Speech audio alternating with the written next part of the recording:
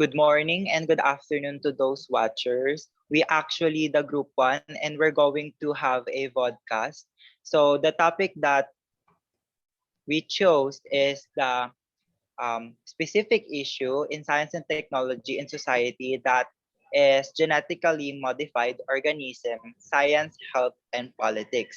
So our professor told us to find or and look one article that is connected to our topic, which is the science and technology and society a specific issue.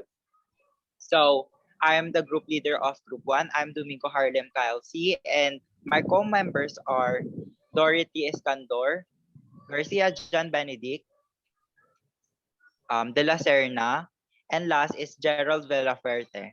So let's start to the first um, discussion that is all about the, please present the PPT guys.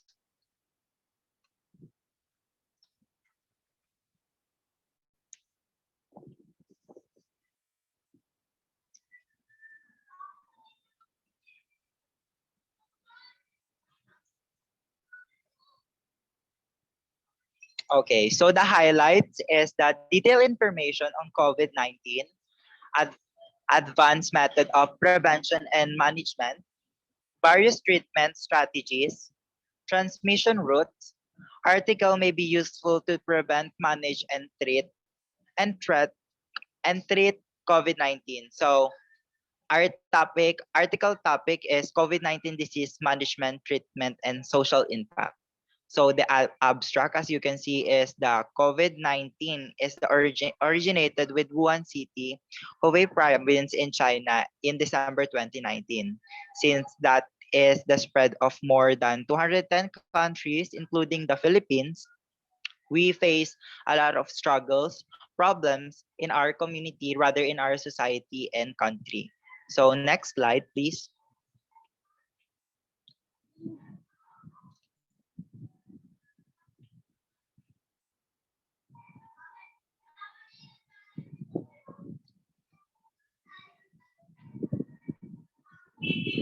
So the main focus of this article is that there is no treatment to the disease of COVID-19, but there's a lot of vaccine that is suit to our body, and there is no need to be panic, and proper prevention and management are essential to combat this disease. This article may be useful to create awareness among the public to prevent management to treat COVID-19. So next.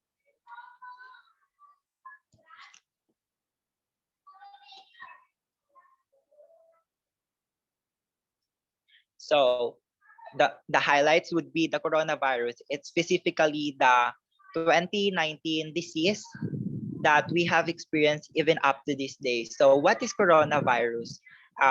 Based on the article, the coronavirus belong to the Coronaviridae family and appear just like a spikes rings when observed through an erection microscope. So if we zoom it through the use of the technology of microscope, we will see that it's like there's a lot of spikes all over its um, its its look.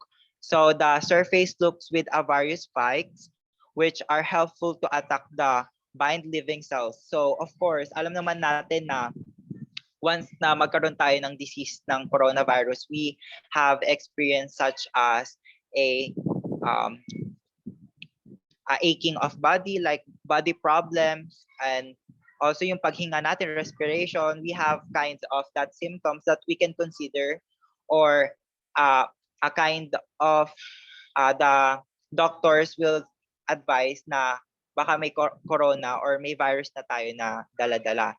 So the surface looks like the various spikes. It's like alam ko, ano siya, para siyang, tag dito, a club, if you notice that, or if you know the club, it's like that, na meron siyang spike, ganon. So, next one, please.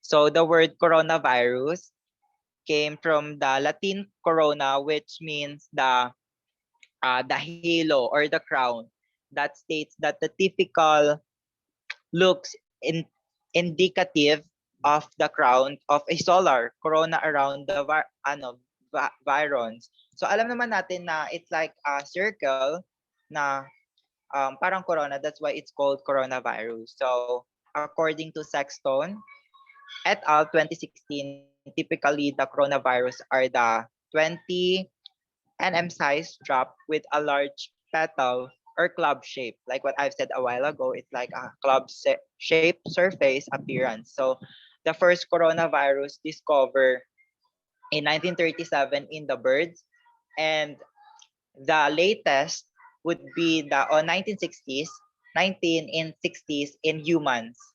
So the disease symptoms, the duration, the survival of disease with be respiratory problems, leading to death due to respiratory failure, and about the 210 countries are and territories have been reported to be infected with a major outbreaks in the USA, China, South Korea, Italy, Iran, Japan, and such country that been affected of this matter.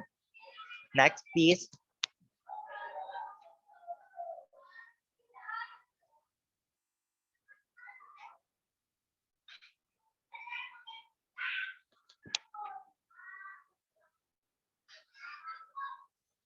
So the main reason of this article is to dedicate to the recent outbreak of coronavirus on 2019 to 2020, describing the diseases, symptoms,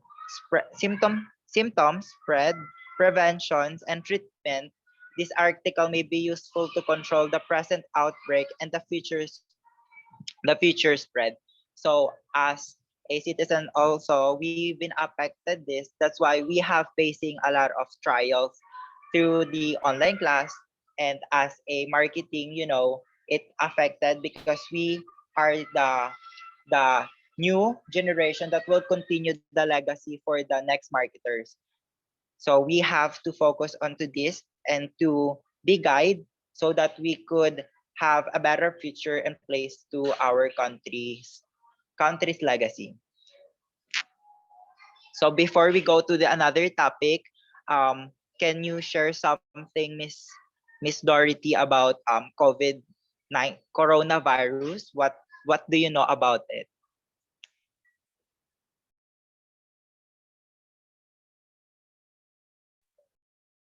Sorry, again. What is your insights about coronavirus? Have you experienced it? Actually, the first days of COVID-19 in 2020, 2020 ba? I've Yes. experienced yung mag-dry ng ng throat tapos Yeah. mawalan ako ng Sore throat, panghingi, yeah. gano'n. Tapos nawalan din ng panglasa for a week. So, feeling ko hindi ano naman siya, parang like ano ba yung tawag do'n, pre-COVID ba yun? Yung parang hindi siya actually COVID pero parang do'n na papunta, pero na-ano ko naman siya, na-overcome ko naman after 2 weeks. Yeah. So, yeah, syempre nakakatakot na magkaroon tayo ng ganyan, especially na timely siya na na-experience ng tao worldwide pa. So, how about the others? Can you share some thoughts and feelings about it? How about you, Mr. Garcia, since it's like that you are very active na here? Ah, Ako hindi naman ako I mean, hindi naman ako nagkaroon ng gano'ng symptoms nung nakakaraang taon. Pero after naman nung nung kasagsagan ng COVID, ayun doon ako nagkaroon ng kaya hindi na ako masyadong kinabahan. Pero meron pa ring onting kaba. Like, siyempre, nandun pa rin yung virus, nandito pa rin sa atin yung virus. Kaya, ayun, nagdoble ingat pa rin. Yon. Thank you for the share. We know that it's very a wide problem, especially tayo na nagkakaproblema nga when it comes to our body, our health, and what we should do is not to tolerate everybody na, alam niyo yun, hindi mag-follow ng rules and regulations ng our ng family, and at the same time the small organization like the barangay and also the militar. So thank you. Now I'm calling the next would be the report for the disease and symptom. Miss Dorothy, can you share about it? Okay.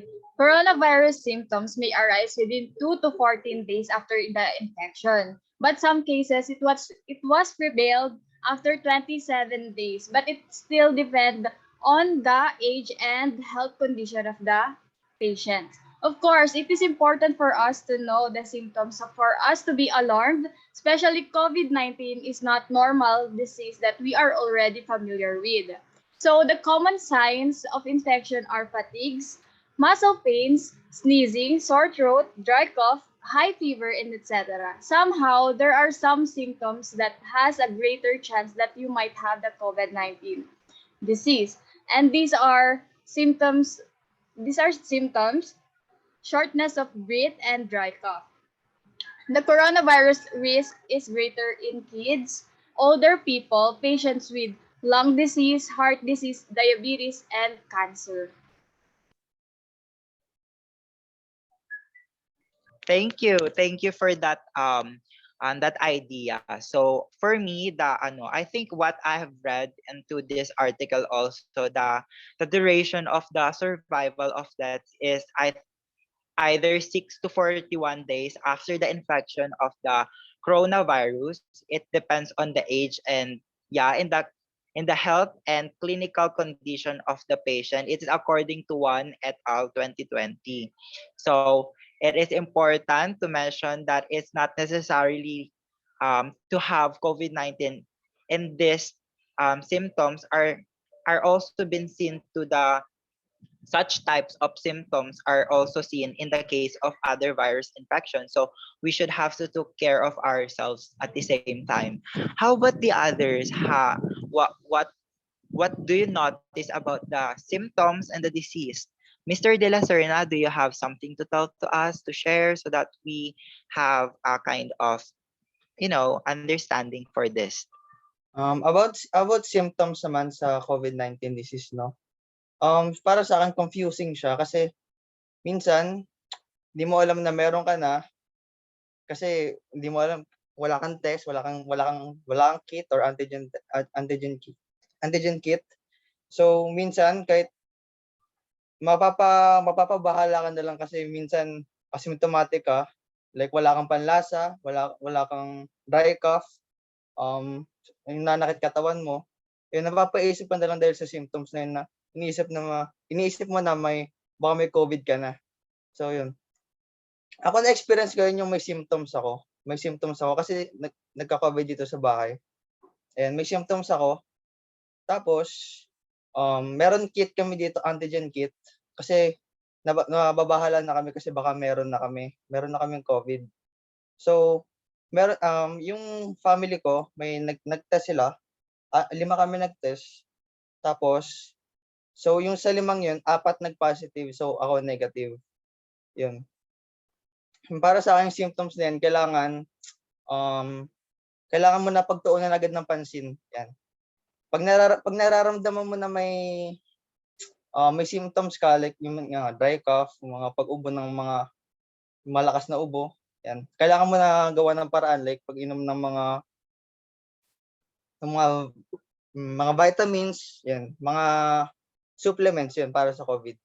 Ayun lang. Thank you for that share. It's actually sad to hear that your family have facing this kind of this problem. So I hope that you get through of it naman. And each of one are still um adjusting to this situation because we did not expect it din naman. And what we should do is always prevent a good health care, and at the same time to watch ourselves on what we're doing and follow the rules so that we will not have this kind of disease and virus. So Indeed. I'm now yeah. So now I'm calling the next reporter the next that will be reported that will be tackle about the modes of transmission. Mr. Garcia. Yes. Mode of transmission. Ito yung kung paano siya na-transfer sa tao ng halimbawa po, yung SARS. Kasi nauna po ang SARS kaysa sa COVID. Ang SARS po tina-target niya po yung lungs natin. Tapos parang ibubulok niya yung lungs natin. Like parang COVID din, parang symptoms din siya ng COVID na mahihirapan kang huminga, magkakaroon ng dry cough. And ayon sa research, according to research na coronavirus and SARS are the same when it comes to mode of transmission. Na-transmit siya gamit ang mga hayop like may mouse, cat, dogs, horses, turkey, even pigs or pork na kinakain ng karamihan ng Pilipino. Nata-transfer din pa siya gamit 'yon. So maraming researchers na gustong gawin na imbis na pure na animal ang kakainin, ginagawa nila, pinoprocess nila. So, may iwasan yung pagtatransmit ng virus. Ayun lang. How about the others? Do you have mode of transmission? Especially ikaw, Villaferte, what is your insight about it? Ayun nga, yung gaya ng nasabi ni Benedict, Mr. Benedict, minsan kadalasan mas nakukuha pa natin yung mga sakit sa mga hayop, ganun. Hindi natin alam na doon pala tayo naaawa. Ayun po. So thank you. So I would like to add also that the mode of transmission can be into droplets. Yeah, I mean it's sneezing, coughing. We could get it to that.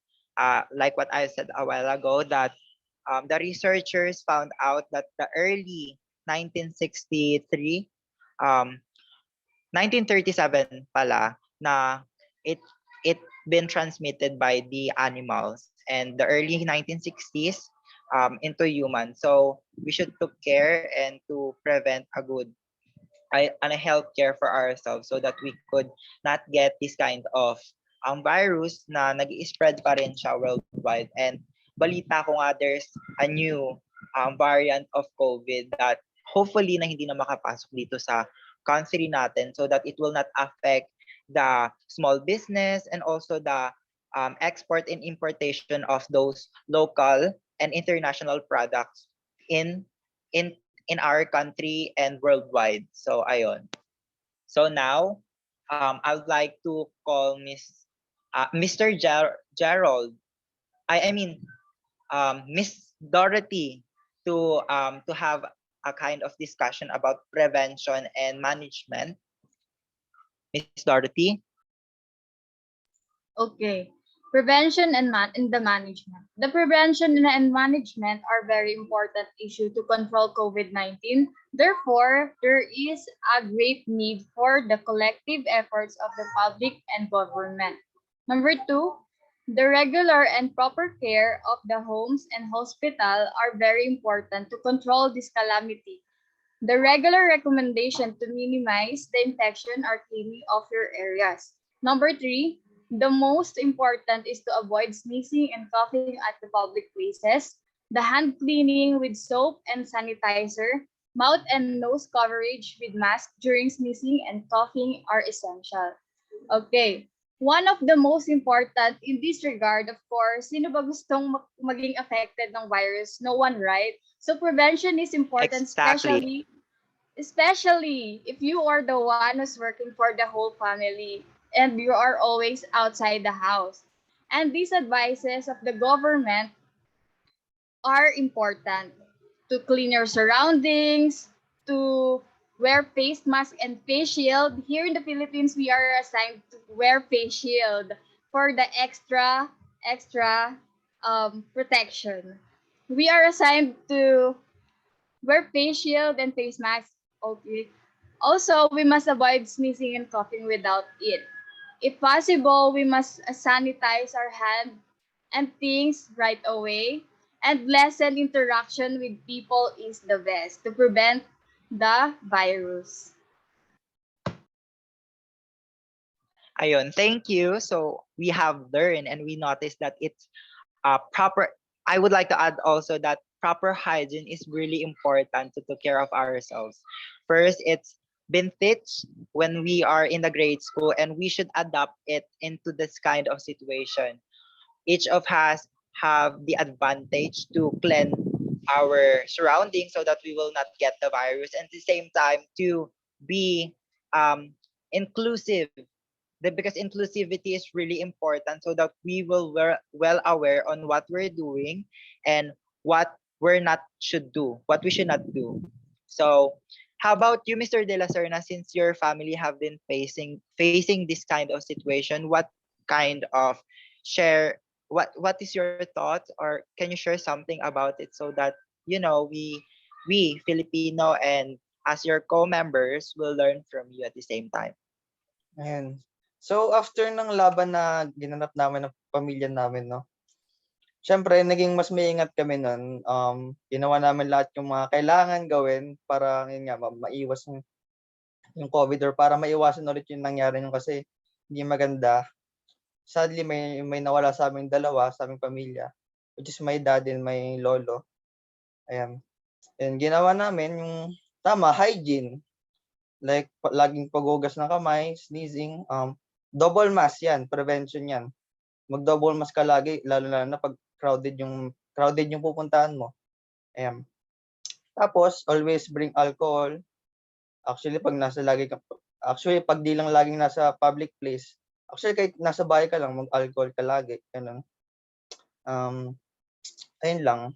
Ayun lang yung simple but very meaningful para sa atin lahat. And thank you. So ayun. So why it is important to to have a proper hygiene is to always um of course for ourselves and healthy lifestyle.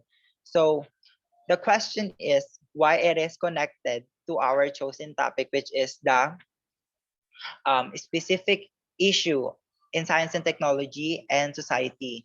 First of all, the issue would be the COVID, and this affected so many people all around the world. And at the same time, the modern technology that is existing is not really used. Some of it are useful, but it's not the cure to help people. So we choose this kind of topic so that we can elaborate and to share acknowledgement and knowledge about this to prevent a good and healthy lifestyle, and not to tolerate everybody to not follow rules and regulations. So that's it.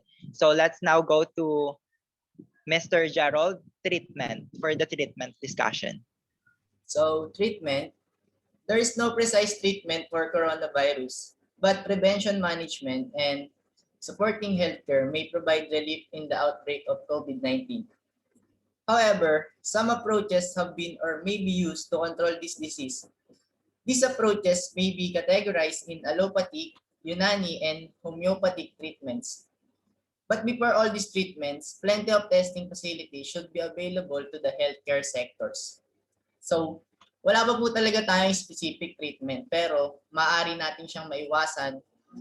Ayun nga po, yung allopathic, bibigyan ko na lang po kayo ng example para mas maintindihan natin. So, yung allopathic po, ito po yung mga gamot na halimbawa yung mga tablet na yung mga amoxicillin, basta yung mga tablet po na gamot, yun po yun, yung allopathic. So yung Unani naman, ito yung mga herbal plants, gaya ng mga sambong, ampalaya, guava, yan, just like that. So yung homeopathy naman, ito naman yung mga animal products, such as squid ink, snake venom, yun po. So wala pa talaga tayong treatment. But hundreds of organizations are working on solutions to decrease the burden of SARS-CoV-2, the coronavirus that causes COVID-19, and prevent additional infections. However, there is presently no cure for a coronavirus infections caused by the 2019 coronavirus. many therapies and vaccinations are nevertheless actively being researched, despite the fact that the incidence of new SARS-CoV-2 cases has begun to decline.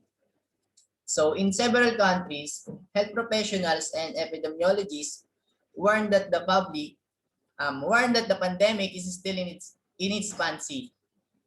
A complete return to regular life will only be feasible if a vaccination has been discovered and made available to the general public. So yun.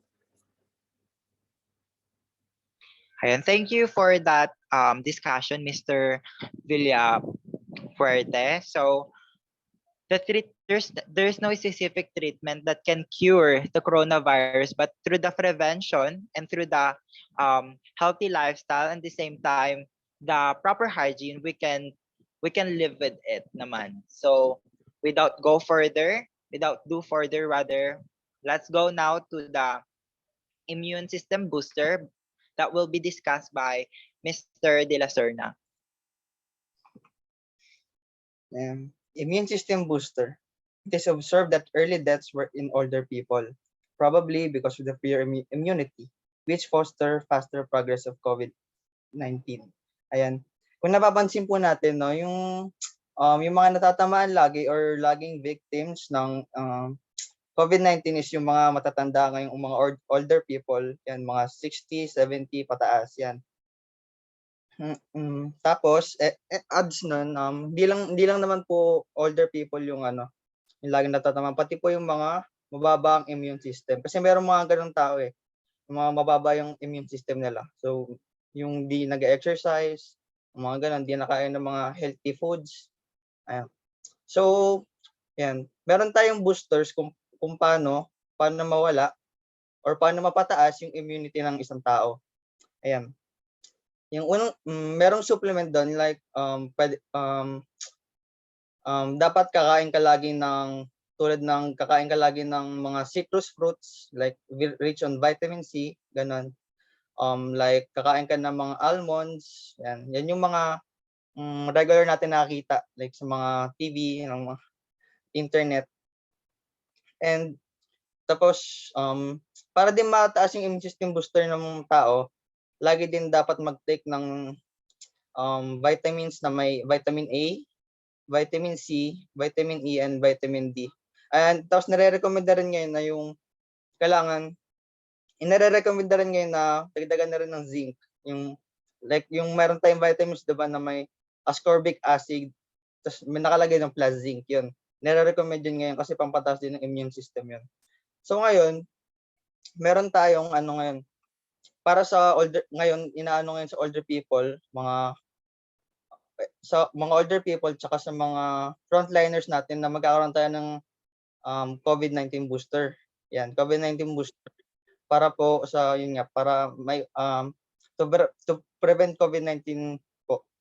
And para mas mapataas natin yung immune system natin. Ayan. And ginagawa yun pag 6 months pagkatapos ng vaccine yan. Yan. Effective din yun para mapataas yung immune system natin para mabawasan yung merong case ng COVID sa atin. Tapos hindi lang para sa akin, hindi lang din mga supplements or mga vitamins yung para ma-prevent yung COVID. Adds ko lang. Pwede rin yung mga physical activities, yun nga. And para sa akin, booster din siya para ma-gain or mapataas or ma-sustain yung immune system natin. Actually, kahit matanda na tayo, pwede natin mapataas pa rin yung immune system natin, like pag-exercise. Gaya ng ginagawa ng iba, kita nyo naman example na lang din si Bong Revilla, di ba? Ang laki ng katawan niya. Like, ang tanda niya na, pero grabe yung immune system niya, yung katawan niya, yung cardio niya, ang laki pa rin. Like, best example din sa akin, kasi ako nagbantay dun sa family ko nga na nagka-COVID. So, ako, negative ako sa pagbabantay na yun. Like, exposed ako. Minsan nga, hindi na ako nakapag-face mask kasi akala ko dati na meron na akong COVID positive na ako. Yun.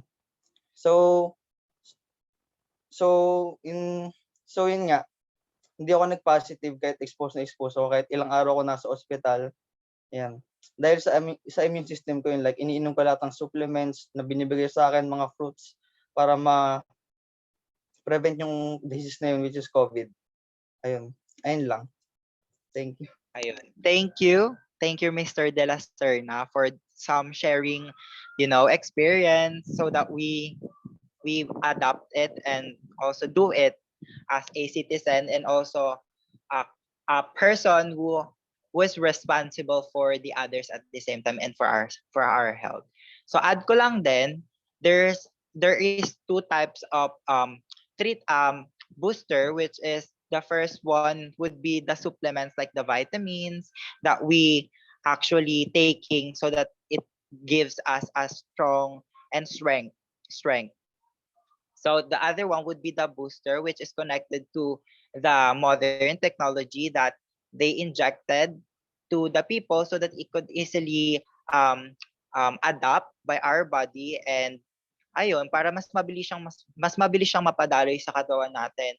But the importance of this is it will become an issue since there's a lot of high percentage of um of vaccines that the elders and the oldest people taking. That's why sadly they're dying. So really it's helpful for us to choose the best vaccine for us so that it will not affect or we could not die easily for this problem or issue that we're facing to the pandemic.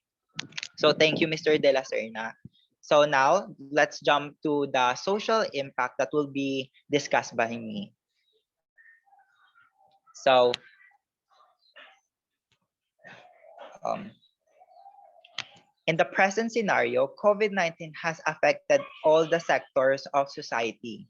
There is a big loss globally and it cannot be estimated exactly.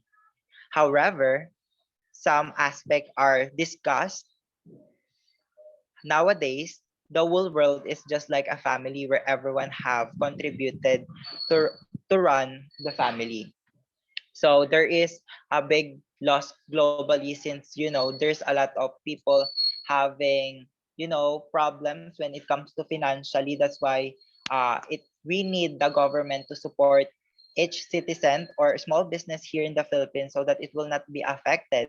So in our society, it affects the lifestyle, the health, and eventually the businesses of each Filipino all around the world, rather also the international problems or international businesses.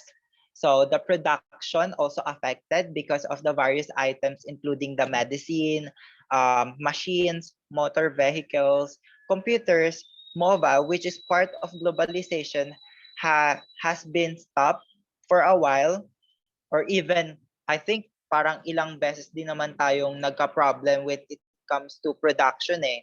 Kasi nga 'di ba nagkaubusan ng mga employee, nagkaalisan ng mga employee at the same time, and nagsarado lahat ng mga businesses na totally naapektuhan talaga, nagka-lockdown ganon.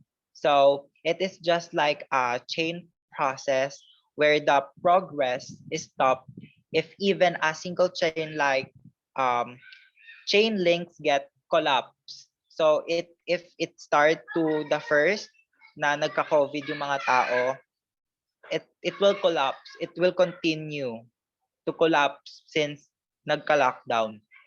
So, and that is why the whole world is affected economically very badly due to the decrease in industrial production.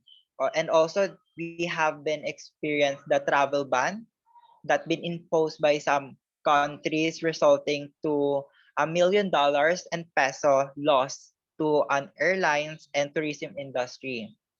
So there is a shortage of medicine, vaccine, sanitizer, and most other commodities, which has hiked the price of this item many times.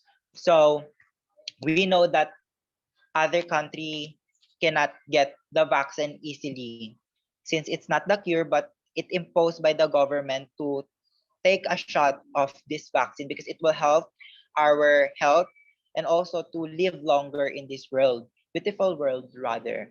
So I think there's ano din kumakalat na sasagutan natin, 'di ba, na kung na-vaccine na tayo, that is been imposed by our school na sasagutan natin if sa Calabarzon ba tayo nagpa-vaccine or sa labas ng Calabarzon because what I know is in the Calabarzon, hirap silang makakuha ng vaccine natin, which is it affects the society because not everyone have, you know, hindi nila pwedeng sabihin na this time gusto kong kumuha ng vaccine, gusto kong magpaturok, pero at that time, hindi available yung vaccine. So, all of these factors affected the global and the local shares, the local and the global community, whether into the shares of market or into the health. So it's been actually a problem through us Filipino to face this. That's why we focusing and we tackle this kind of situation to share knowledge and acknowledgement to the government that it must be supported by the government since they are the one who led our country to have a better future to each community and citizen rather. Do you have some thoughts, Miss um, Escandor, to a social impact? How did affect you as individual and as a part of the social community? Social impact. Siguro ang sobrang naka-apekto sa mental health ng karamihan. Actually. Kasi hindi ka nakakalabas, parang hindi ka nakapag-unwind. Unlike before na nung normal pa, nung wala pang COVID-19. Parang you are so free. Ngayong nung nagka-COVID-19, 'di ba, quarantine, sobrang hirap maka-access ng food kasi sobrang nagkaroon ng tawag dito, panic buying, 'yon. Sobrang hirap magkaroon ng supply ng food, ng mga kung ano-anong supplies, mga face mask, ayun, kaya sobrang hirap talaga yung impact ng COVID-19 sa Pinoy. Hindi lang sa Pinoy, sa buong mundo, sa bawat tao. Thank you. I would like also to add that as a student also it affects us. Especially we are going to be the future marketers in our next generation. It affects us because the time that we have need to spend to school, we spend here in not into a face-to-face class, right? So each of us affected it through emotionally since siguro iba sa atin tinatamad na mag-aral. Of course, it affect us. And we're gonna be the one who will continue the legacy eh. So if we haven't focused on to this, then we will have a problem into our future. So okay, how about the next would be the future perspective that will be discussed by Mr. Garcia. So ayun, as expected, SARS-CoV or also known as COVID is a zoonotic or originated from the bats. Kung matatandaan natin sa mga balita, yung mga Chinese people na kumakain ng bats or panike, sila talaga yung originated na doon talaga nanggaling yung COVID sa balita. So dito din sa article na to, ayun din yung sinasabi. And it is observed by many people are consuming various animal as food stuff. So kung maano natin, kung siguro yung iba taga-probinsya, yung kahit mga aso, ganon, mga kambing. Yung kambing siguro pangkaraniwan, pero yung aso sa iba siguro, hindi siya parang hindi siya common eh. Like, hindi siya talaga kinakain as consistent. Some animals like bats, snakes, cat, mice, rats, dogs, and pigs, etc. should be consumed as these may have may have dangerous microbes, while the only safe animals should be consumed. So, kung makikita natin dito, pati pigs, like yung karne niya, pork, sinasabi dito na merong dangerous microbes. Bakit nga ba? Kasi minsan meron din tayong issue na nagkaroon ng sakit yung baboy. Hindi katulad ng manok. Like, pag nasa poultry kasi yung manok, parang masisigurado natin yung insurance na malinis yung manok eh. Hindi katulad sa baboy, sa piggery. Hindi sila hindi sila ganoon kalinis lalo na kapag hindi ganoon kalinis yung piggery. And sinasabi dito sa article na to na yung virus daw na COVID is hindi siya mabubuhay sa degrees na 40 degrees Celsius. So, ibig sabihin, nung summer, kung matatandaan niyo nung summer, halos buong Pilipinas nakaranas ng 40 degrees Celsius. Pero bakit? Hindi ko naman minamali yung article na to or binibigyan ng bad feedback yung article na to. Pero kung totoo man to, bakit meron pa din tayong virus ngayon dito sa Pilipinas? And last summer, natatandaan ko, over 40 degrees pa yung naging Celsius sa buong Pilipinas. So, ayun lang. Actually, you have a good thoughts talaga, Mr. Garcia, about that. It affects us because, di ba, at the first stage of this pandemic, everyone was really affected. And everyone wants to find the cure. And eventually, since the other countries has a prevention through this, like the vaccine, di ba, is being implemented by each country, it it goes beyond the expectation that we must take this vaccine. And through that, some people are really afraid to take a shot or take a shot of this vaccine because it's not proven and tested yet. But it is implemented by the government. So it's really important that we'll be supported by the government and at the same time to follow the rules and regulations so that the tallied vote or the tallied COVID patients will be as clearly and as possible to see so that we have a unity in this country. Ayun talaga. So prevention must be a good implementation, but we should be supported by the government, not because it's our righteous way to choose the vaccine, but of course, it's their duty and responsibility to hold their citizen onto this issue. Meron pa ako gusto sanang idagdag. Kasi sinabi dito na delikado daw kainin yung foodstuff. So, kung maaari daw, dito, yung mga prutas, kumbaga sa magiging vegetarian na lahat ng tao. So, sa pamamagitan ng technology, meron na rin tayong food na gawa sa vegetable pero naglalasa siyang kung kung nakatikim na kayo na gano'n, vegetable siya pero ginawa siyang pusino as diba, yung pechay, tapos ginawa siyang parang karning baboy, yung processed food siya. Oo, mga plant-based. Yan, yung plant-based na pagkain. So, by the use of technology, nagagawa na nila yon and science maybe. Nagagawa nila yon. Biruin niyo ba naman kasi guys, pechay, gagawin mong karning baboy. Parang yung gagawin nilang alternative. Ginagamitan na talaga nila ng science and technology para magawa yan. Ayun lang naman. Ayan, magandang topic din yan. Actually, kaya natin to tinapik since yung virus can be transferred to a lot of things. Like kahit mahawakan natin, 'di ba? Matatransfer na yung virus through our saliva. We can transfer the virus and also through this food. Especially we buy it into a market so everyone really can hold it and 'di ba, transfer the virus. Ayun. Thank you guys. And so before this tackle or discussion ends, the conclusion of this topic is that there is no need to panic and proper prevention and management are essential this disease. Briefly, there is a need for collective efforts globally with any religious discrepancy to fight against such diseases in the future. So thank you guys for this learning, and I hope that everyone have understanding and learn from our discussion, and also to those watcher that will gonna watch this.